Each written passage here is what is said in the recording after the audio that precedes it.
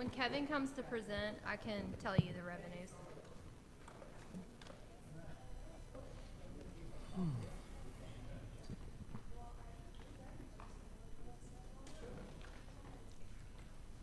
Come on up, sir. Good afternoon, everybody. Good afternoon, and we pray your daughter's doing okay. Yeah, let me catch my breath.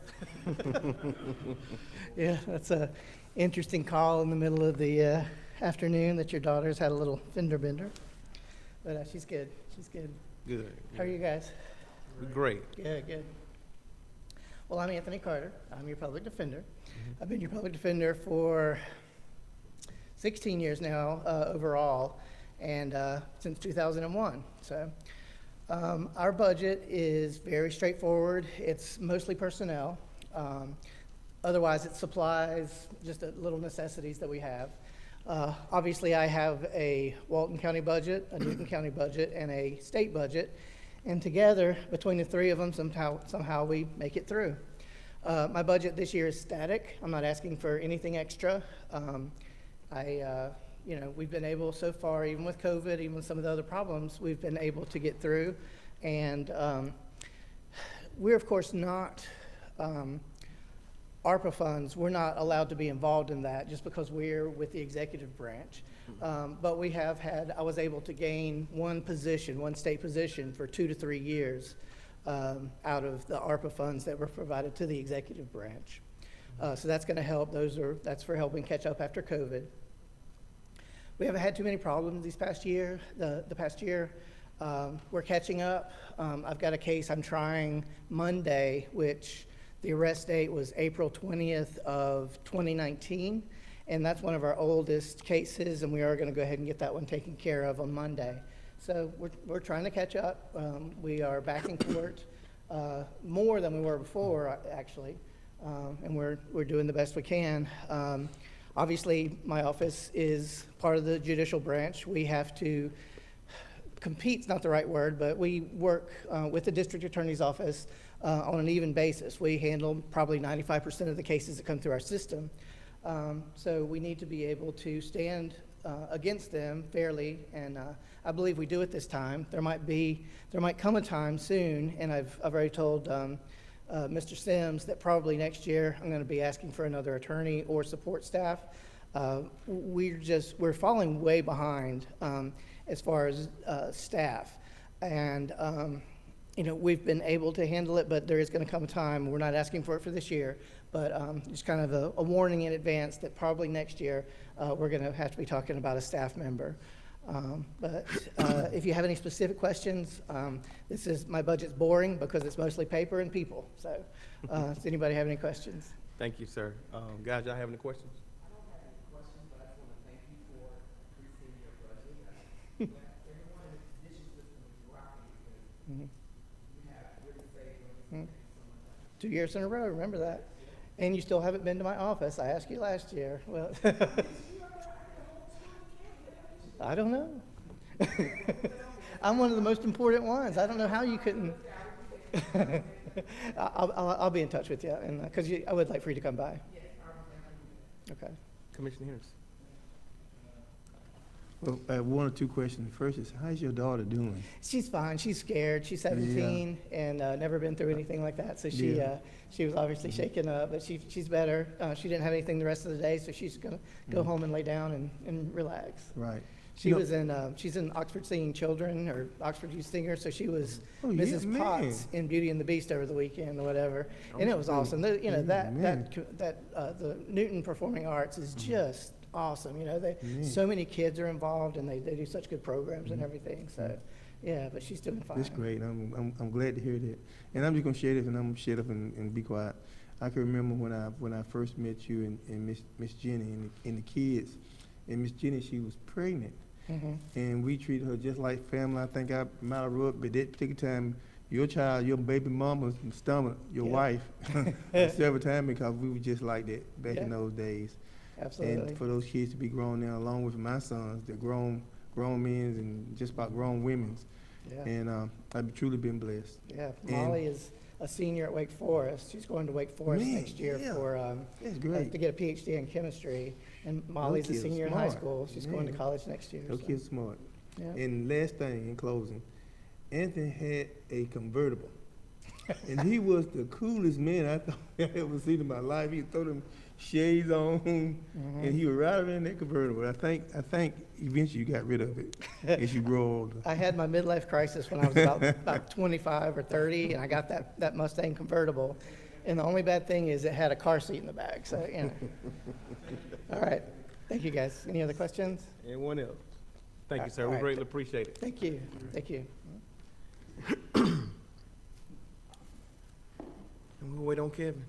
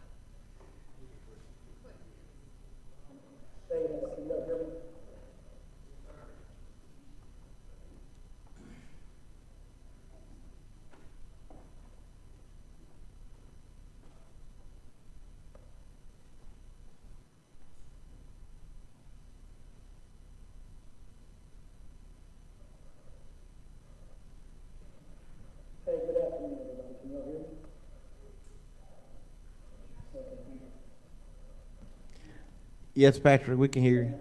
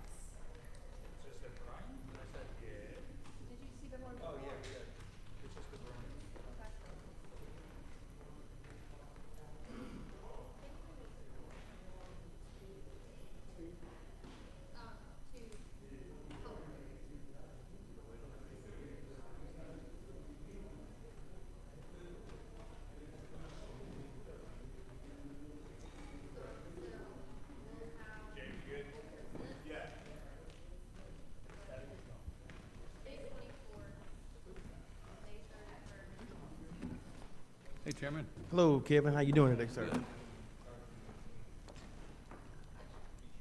Right. Mr. Fazio? We good? We good? Thank you for being here today, sir. I greatly appreciate it. I'm going to turn it over to you.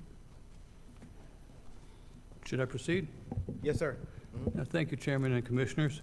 The draft budget for solid waste for fiscal '23 in front of you is $7.012 million, including the solid waste division and the recycling division, both divisions. That's an increase from fiscal '22 of 2.4% approximately. The budget in fiscal '22 was $6.848 million. The largest reason for the increase in this budget is the increase in diesel fuel costs, which, as you know, are substantially higher right now, and it's uncertain what they'll be, but we budgeted for a 50% increase in diesel fuel cost. So essentially the budget, except for that, is essentially the same as fiscal '22. There are no new positions, exactly the same number of positions, no capital purchases, and no other changes. The budget is based on the same tonnage as the landfill that we've received this current fiscal year, and the same number of hang tags, and the same number of convenience centers open. So no substantial changes. I guess at that point I would take your questions on the budget. Thank you, sir. Commissioners, have any questions? Commissioner Mason. Thank you, Mr. Chair. Thank you, Mr. Kevin, for doing Hey. that. Appreciate it. I did notice in the solid waste disposal there was a decrease of 26,800, but I did notice on the recyclables operations was the increase of 195.99, and I saw that there was, where is it at? Increase in advertising. Are we doing more advertising? It looks like it went from 500 to 1,500 proposed. It's hard to know how much we're going to spend for that, Okay. so I thought that the previous amount was too little. Okay. That's to advertise for public notices, et Right. cetera. And I think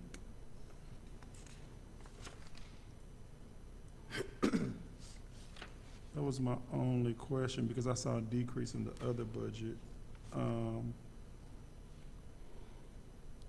I did want to ask you another question. Because we are still dealing with this whole solid waste issue on the roadways, I know Public Works is doing their best to try to make sure that we do that.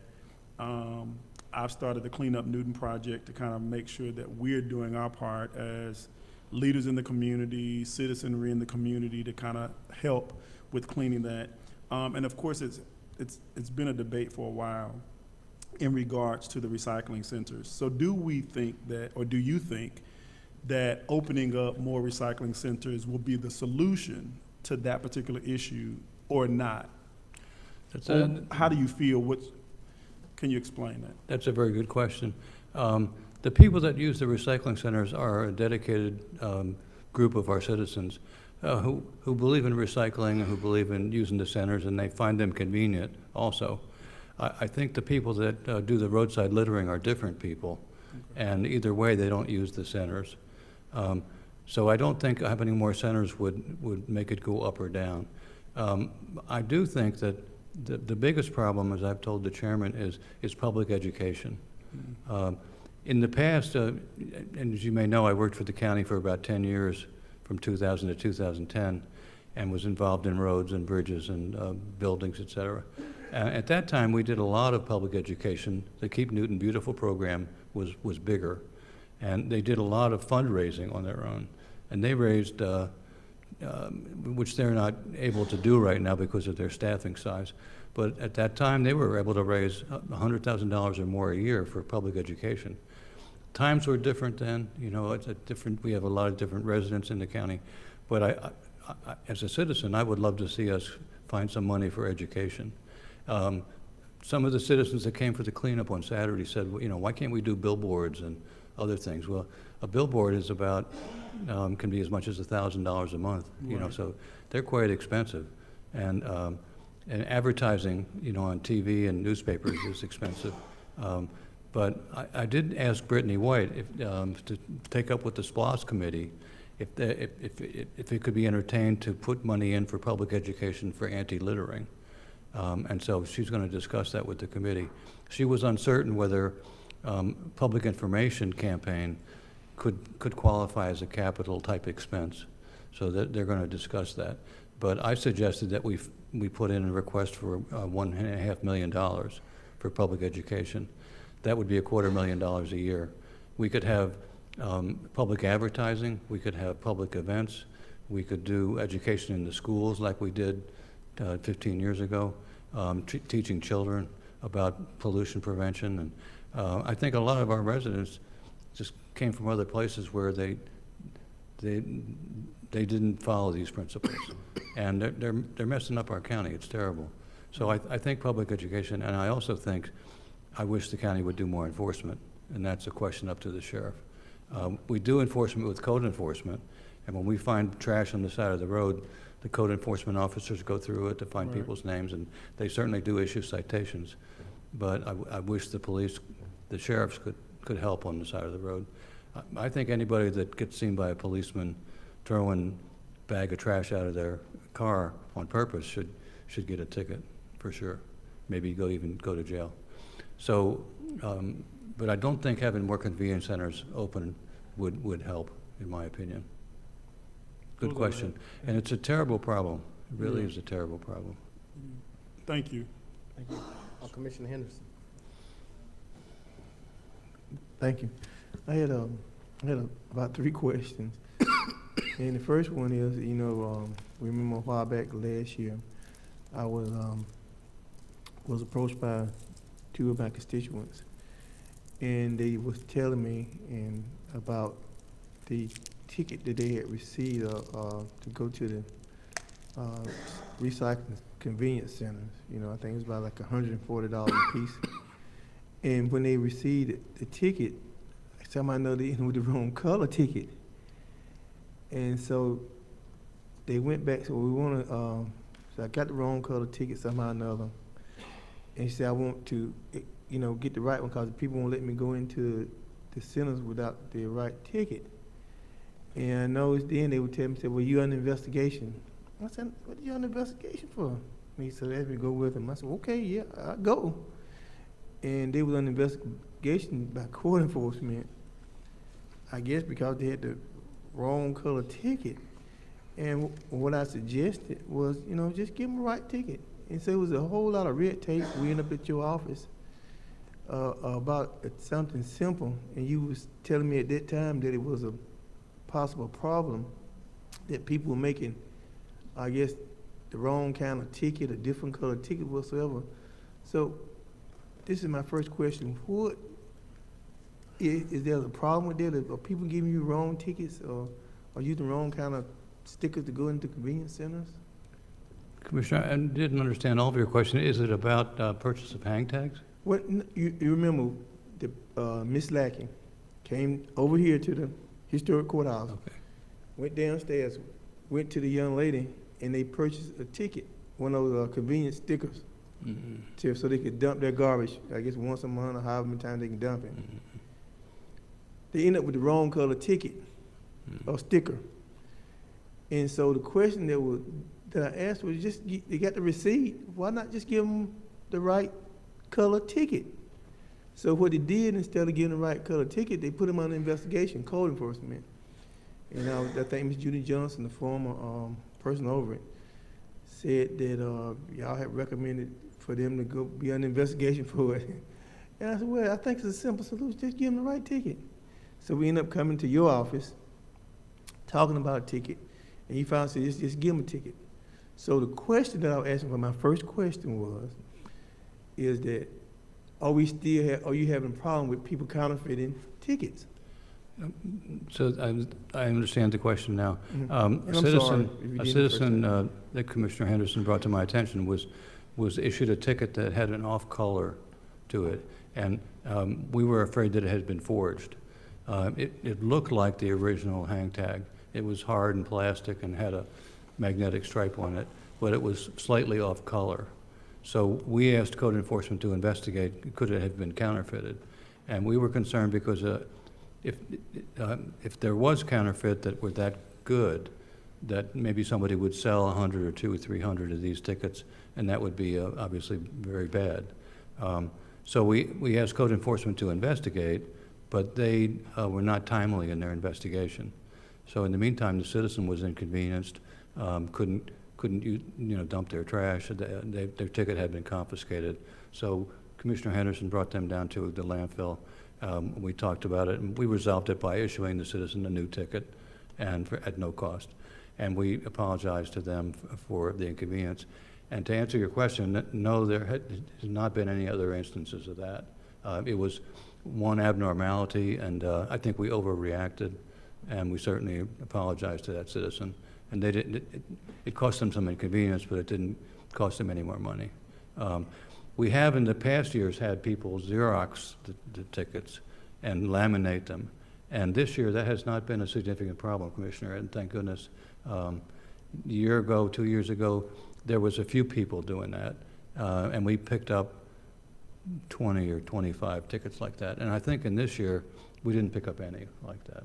So that's not a problem, and we certainly are sorry for the inconvenience to that citizen. Thank you for bringing it to our attention. Yes, and I too was sorry for Mr. and Mrs. Lackey inconvenience for that. But secondly, my concern was that you used the code enforcement. And I believe under the agreement, the solid waste agreement, correct me, I think Mr. Chairman, you own it, and I think Commissioner Edwards, correct me. There was no agreement that the solid waste was supposed to somewhat stand on its own, not go out and go to any department in the county and request assistance without some type of approval for doing an investigation. Come on, I mean, that was just a waste of, and we already was inundated at that time with the building of homes here in Newton County. And yet they was out investigating and harassing those, in my opinion, harassment. May not have been harassment. Arresting those, that young man and his wife, about a sticker. And so, I mean, it needs to be something in place. If you're gonna stand on your own, you need to kind of somewhat stand on your own. And I think that we shouldn't be tying up our county employees on doing something that really wasn't a part of their job for them to do. Now, maybe if somebody throws some trash on the road and they would go out there and look in it for a name or number, yeah. But to investigate about somebody get a counterfeit ticket, I think that's maybe something for the sheriff. And I think the sheriff may not have wanted to investigate that because he know that there was just a mistake made in the office. And we got that cleared up. And lastly, the third question that I have is that how much of a deficit is the landfill burden put on? I think most times about $500,000. So what is it this time, Ms. Brittany, if we can? The only money that the general funds gives to the landfill now is the settlement, the East Georgia land settlement, to pay for the debt, because that was the agreement when we took out the debt to pay the $10 million East Georgia land settlement, that the general fund would appropriate solid waste for the debt payment yearly. So the debt payment's roughly $650,000 a year.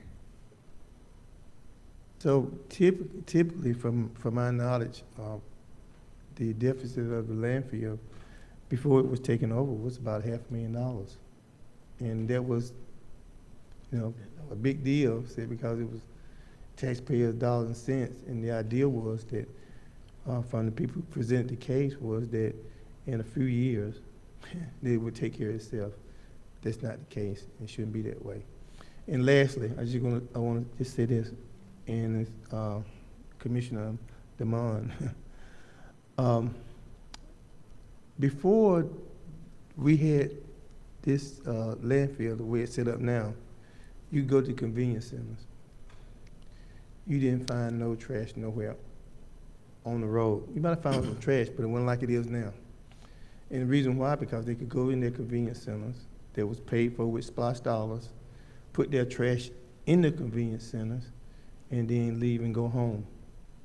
It was paid for. And they said, we're about $200, but it was convenience centers. There wasn't no charge to it. And so now people are saying, well, why should I pay for a sticker when I don't pay for these convenience centers to put my trash in? And they put them anywhere. I didn't agree with it then. I still don't agree with it. But, you know, I'm just, I'll call it a part of a dying breed who believe that if I set something up for the public, I don't change it. But this is just my opinion on the issue about convenience centers.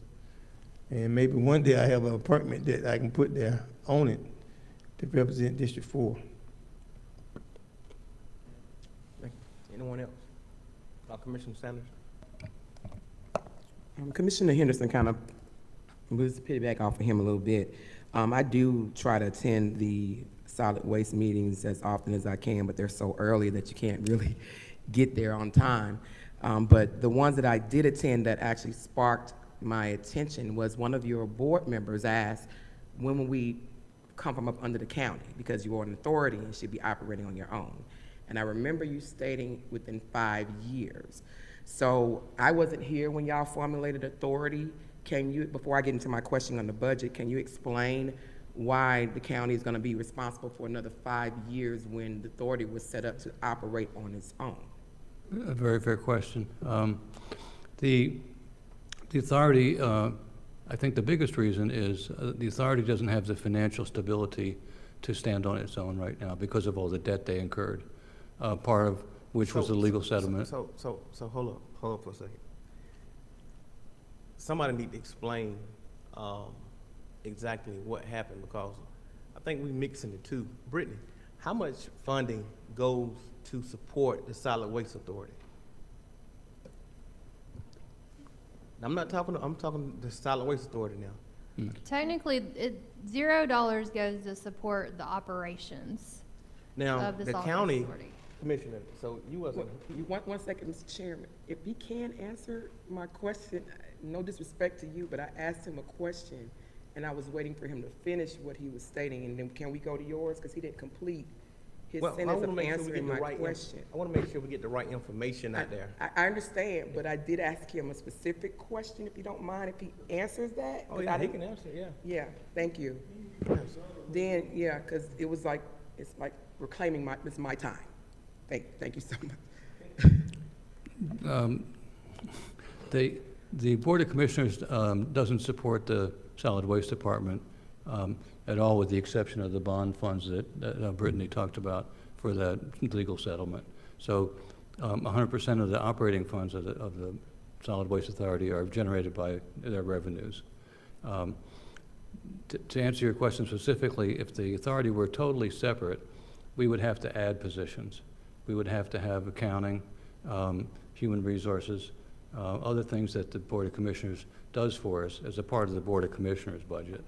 We would have to have independent services to do that. So it would be an additional burden on our budget. Additionally, if we were to borrow money additionally, we'd have to have our own credit ability to do that. And right now, for bonds that we have taken, we do so under the Board of Commissioners because of their better credit. So the reason I think it may take a few years is we currently have a debt-to-income ratio that's high, much higher than the Board of Commissioners.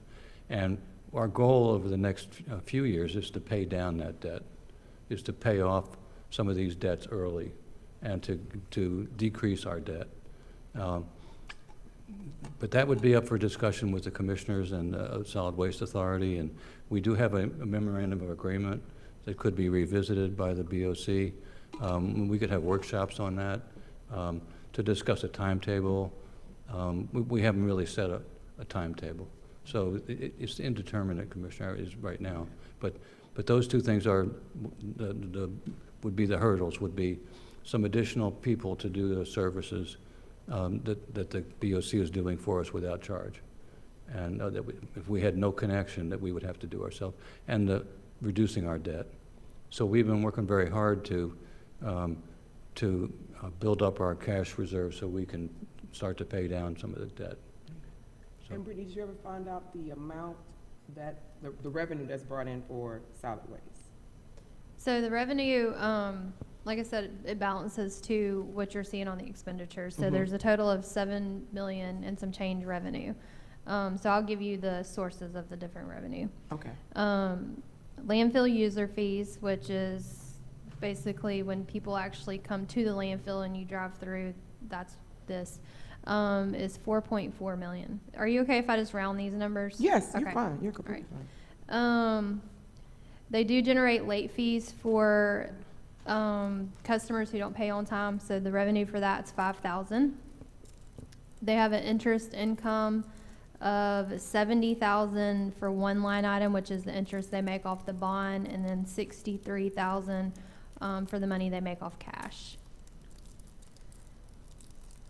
Rents and royalties, they have 11,000, and you can explain that better than me. from renting out convenience centers for movie use, storage use, we've had a few people come to us and ask for that. Okay. Reimbursement for damaged property, $2,000. And that's usually like insurance money. Other miscellaneous revenues, 24,000. Do you know what that encompasses? Not off the top of my head. Can we find out what that is?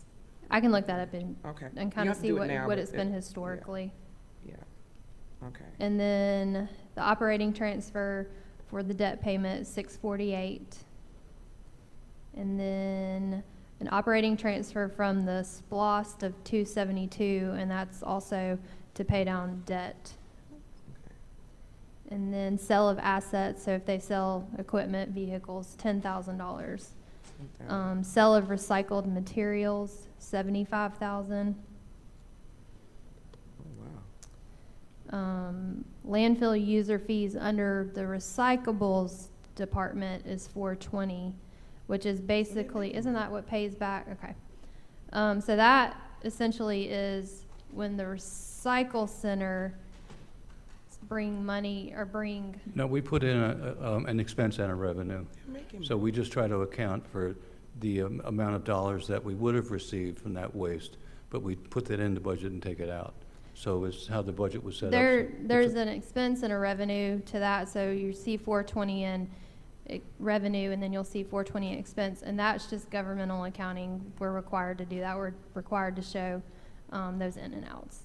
And then the remaining is 977 for other fees, which is the sale of decals. So I know last year I gave you a suggestion about trash amnesty, and all the counties across, well, probably about 6 or 7 counties that are adjacent to us have done trash amnesty days, and they did it by their district to where they've had recycle centers. And what they've done was, on those days, for instance, District 3, this is your day to allow your citizens to go in and that help with the trash. They do that twice or so a year, and it could be more than that. I noticed we haven't moved toward that. I remember Commissioner Mason even made some suggestions in regards to trash. And we have not entertained that suggestion, which can help, because with the recycling centers being closed, even the one that's on the west side is closed down. I know for me, I pay someone to, if I have now I have a truck, I could just throw it in the back of my truck. But when I had a regular vehicle, I paid someone to bring it there because I didn't want to travel there. So that is an issue, because the ones that are open are far from the ones that live on the west side, where you see a lot of your trash. So what they're doing is, instead of me just, it shouldn't be that way, and it's not really about education, it's about convenience. So it's not the education piece, because the majority of those who live on the west side are homeowners. So it's not the education, it's the convenience. So the convenience center is not convenient. So we need to get some of those centers open on the side so we can eliminate some of this trash and possibly have those amnesty days, because these taxpayers did pay for that land. That land is paid for by tax dollars. They paid for a lot of stuff that's on that landfill, and it's paid for. So now we're charging them for various things. They're like, why do I need to do that? I started out when I first came in office, was doing trash pickups. I was the one that started, District 3 was one of the main districts that were doing trash pickups. They was even doing it before I even came in office. And so I just continued that. A lot of them said, we're not gonna do it anymore because we pay taxes. You have a lot of people from up north that live on the west side that are used to their trash being taken care of by the government. And so because of that, they're like, I'm not about to pick up any more trash, I pay taxes. So we need to think about that when you have taxpayers paying taxes, taxes have increased, our property taxes have increased, homeowners are paying more taxes. We need to think about accommodating those citizens who are actually supplying the funds for this budget for us to be able to listen to everybody and be able to spend the dollars. And solid waste for me has been a huge issue because of, I look at the budget and I look at the numbers. And we have to accommodate the citizens in some kind of way, because the trash is not going to be eliminated unless we work together with Public Works and solid waste to at least provide those suggestions that the commissioners have provided so we can get this trash eliminated, the issue eliminated. So, thank you. And I apologize, Mr. Chairman, on that. I know you had some questions. No, you good. I just want to make sure we got the right information out. Commissioner Henderson. In my last follow-up, and I'm pretty sure I'm probably get some more crazy comments somewhere, not from the board, but from individuals. I think it's about $140. Is it a year? For the hang tag?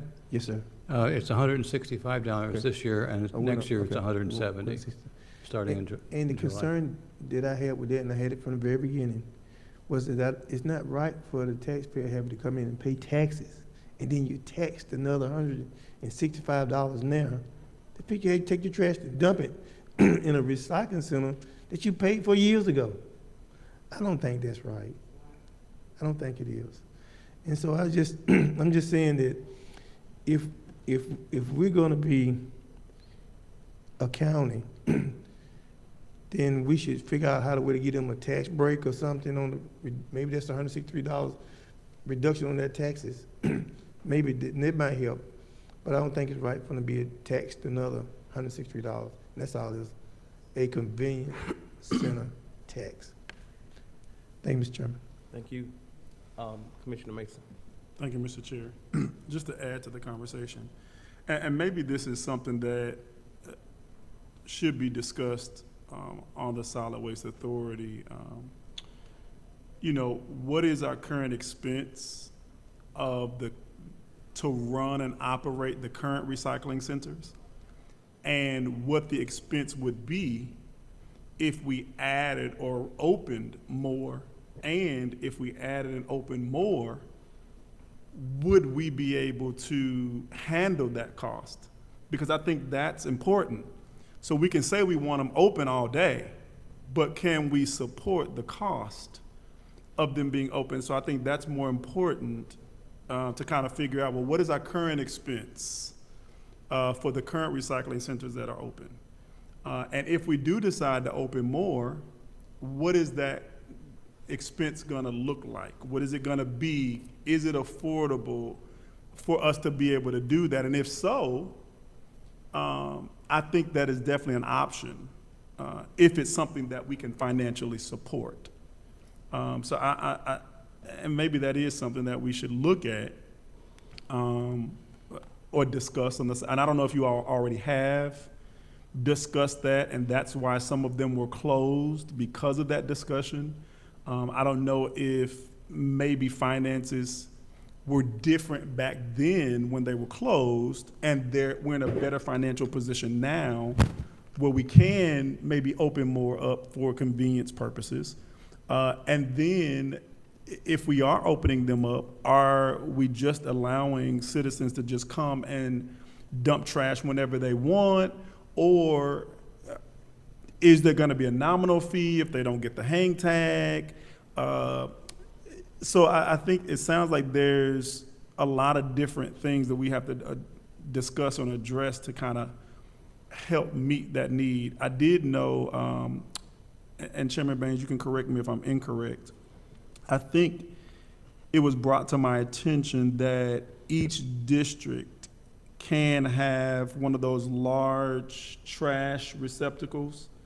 And you can do that once per year, and you can have it somewhere set in your district, and that district can go and put their trash in that large receptacle once a year. You know, and maybe if we do that twice a year, you know, I don't know if that's allowable. And I'm just throwing things out there. I don't know what the final solution is, but just trying to have a discussion around what are some options where we can potentially try to help address the concern. I know we do it once a year.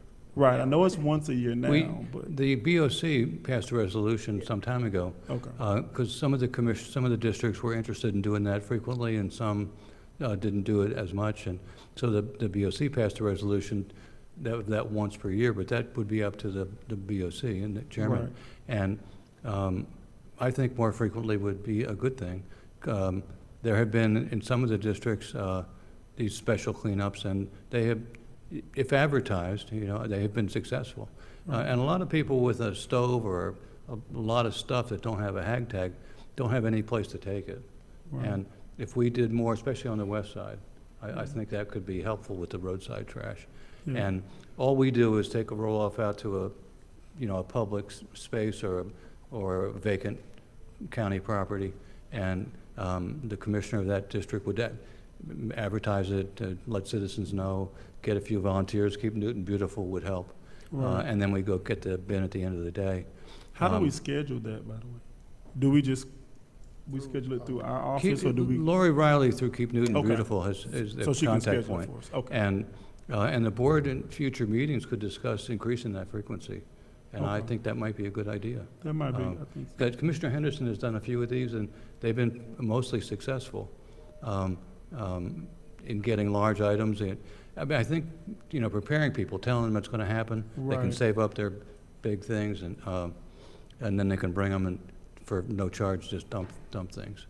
And we even let people dump tires and, stuff that we charge special for, we don't want them dumped on the road. Mattresses, furniture, Right. stoves, things like that. So I would certainly support more of those. And the amnesty days, the Solid Waste Authority has discussed that, but they haven't really voted on it. So I'll put it on the agenda for the next meeting.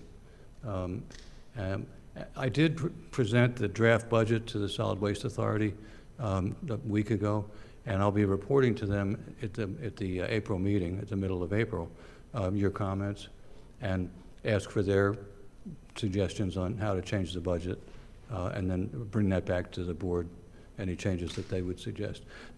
The cost for the roll-offs and for the commissioner cleanup days is already in the budget.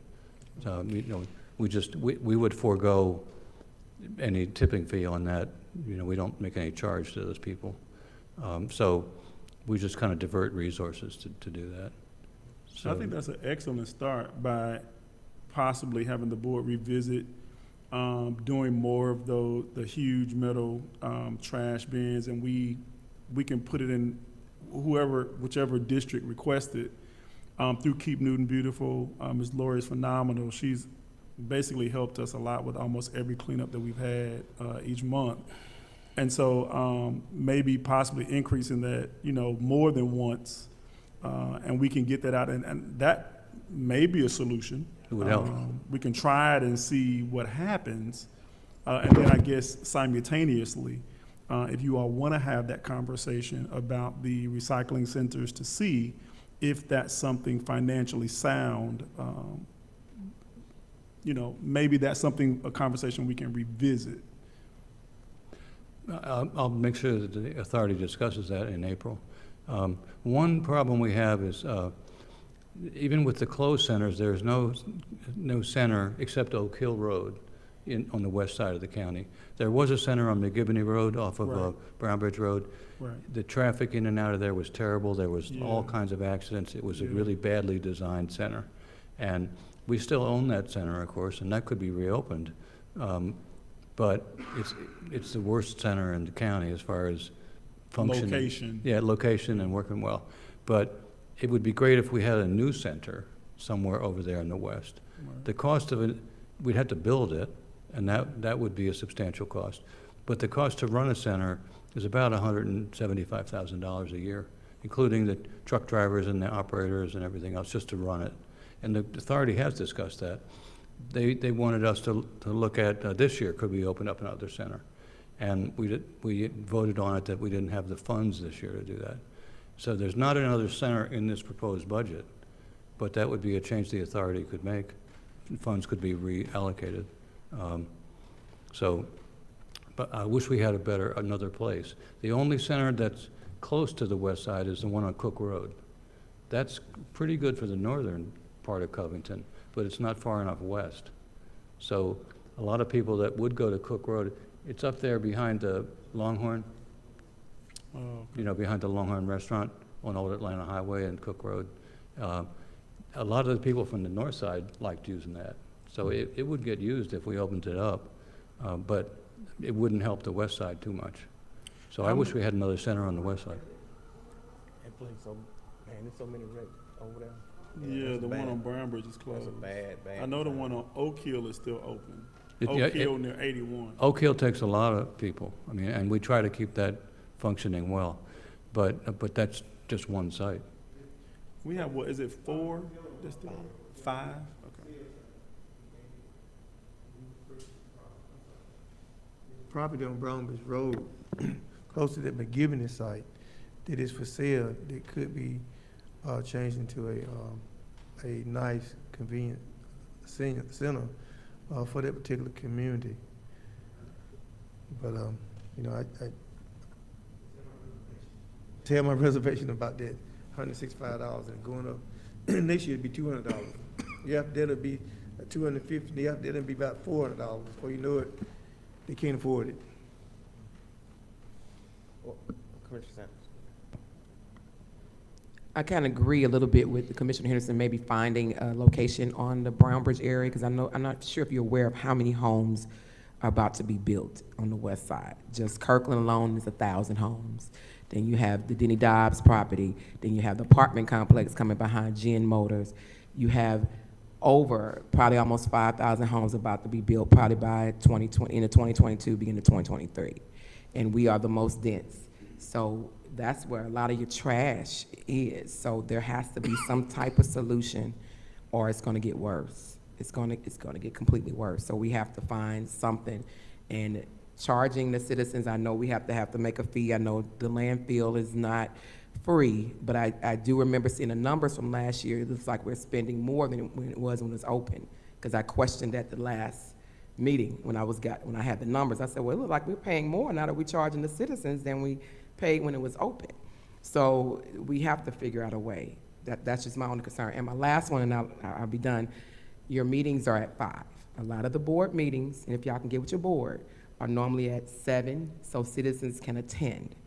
At 5 o'clock, you have citizens who can't get off and work, and they always question us about solid waste, and I say go to the meeting, but they can't because it's at 5, and then you don't record it. Because I've asked, I'm like, somebody get a cell phone, put it on the tripod, record it, put it on YouTube.